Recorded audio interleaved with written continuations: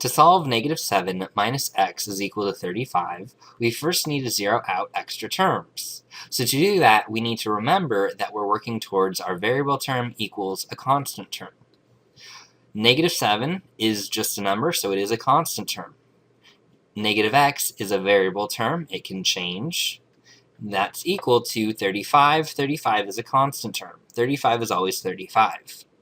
So thinking about v equals c, we have v equals c right here, which means our -7 is the extra term.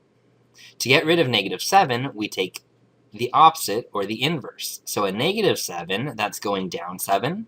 We're going to go up 7 then. So we're going to add 7. That'll bring us to 0. That means they will cancel out.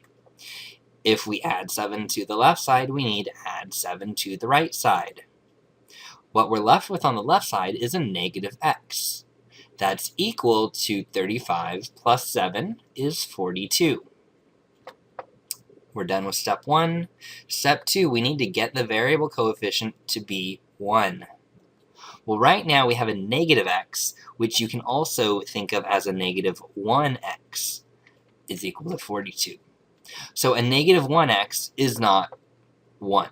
It's a -1. There is a difference. So to make a -1x become just x or a 1x, either one works, we need to divide by the coefficient. When we take a number and divide it by itself, we always get a positive 1. So those will cancel out and become a 1. If we divide the left side by a -1, we divide the right side by a -1 as well. So 1x, or x, is equal to a positive 42 divided by a -1. Positive divided by a negative is a negative. 42 divided by 1 is just 42. So 1x, or x, is equal to 42.